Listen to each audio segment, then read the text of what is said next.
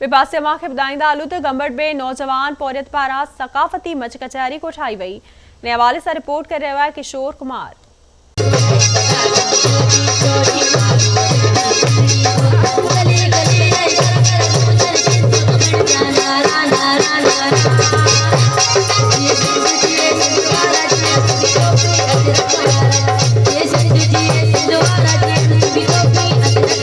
गंबड़ में नौजवान पौरतन पाना भिटाई चौक भरसां पौरत गुलाम अली हुजण की मेज़बानी हेठ सकाफ़ती महफ़िल मच कचहरी कोठाई वई, जैमें पौरतन सहाफ़िन वापारिन शिरकत कई। महफ़िल ऐं मच कचहरी में नालेवारी फ़नकारा मुर्क मारवी क़ौमी गीत गाए सिंध की सकाफ़त के उजागर करे भेटा पेश कई। इन मौके ते आवाज़ टीवी से ॻाल्हाईंदे पौरत गुलाम अली हुजण, सहाफ़ी शफ़ीक अहमद खोड़ो, अनवर हुसैन मंगी, तालीमदान खादिम हुसैन मेमून, फ़नकारा मुर्क मारवी ऐं ॿियनि चयो त सिंध की सकाफ़त हज़ारे साल क़दीमी आहे।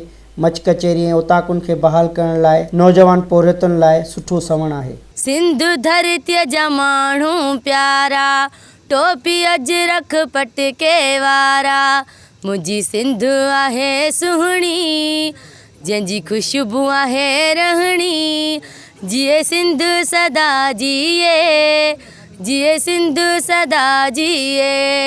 हेड़ियूं मच कचहरियूं थींदियूं रहनि, हे मोहब्बत जा मेला मचंदा रहनि ऐं असांजी सिंध जी सकाफ़त जेका आहे तमामु तहज़ीबुनि खां शाहूकार सकाफ़त आहे। सियारे जी मौसम आहे, सिंध जी सकाफ़त आहे, उन जे करे असां सिंध जी सकाफ़त मल्हाइण जे लाइ असां ही मच कचहरी आयूं आहे। जेके संगत साथ में असांखे मच कचहरी में ॾाढो मज़ो अचे थो, सॼी संगत खे घुरायो आहे, मच आयो आहे। मां पंहिंजे नौजवाननि खे इन हवाले सां इहा रिक्वेस्ट कंदुमि, तमामु सुठे इंट्रस्ट सां पंहिंजे प्रोग्राम खे अचनि था ऐं सिंधी सकाफ़त ॾियण जो सबूत ॾियनि था, पर एतिरो उन्हनि खे इहा रिक्वेस्ट कंदुमि त पंहिंजो पाण में दिली तरह उहो पाण में एको पैदा कनि ऐं जिते बि हिक ॿिए में किन असांजे बिरादरनि में नफ़रतूं वग़ैरह न, उन्हनि खे बि मेड़ मिनथू करे कोशिशि करे ओसी ताईं बि पहुची उन्हनि खे बि पंहिंजो सिंधी हुजण जो सबूत ॾियनि त जीअं उहे पंहिंजो पाण में खीर खंड थी वञनि, त जीअं अॻिते फितना फ़साद न थियनि। असां वटि ओताक कल्चर ख़तमु थी वियो, हाणे उहो वधीक वरी जेको आहे तो वधे पियो ऐं माण्हू जेके आहिनि उहे पाण में मिलनि पिया, मोहबत थिए पई। हीअ ॾिसो पिया जेको आहे हिते केतिरा दोस्त जेके आहिनि गॾु थिया आहिनि, हिक ॿिए सां ही मेल मिलाप जेके आहिनि उहे हिननि मच कचहरियुनि सां उहे जेको आहे तो जारी रहनि था। सिंध जी सकाफ़त ऐं उताकुनि खे बहाल करण जे लाइ अॼु बि तव्हां ॾिसंदा हूंदव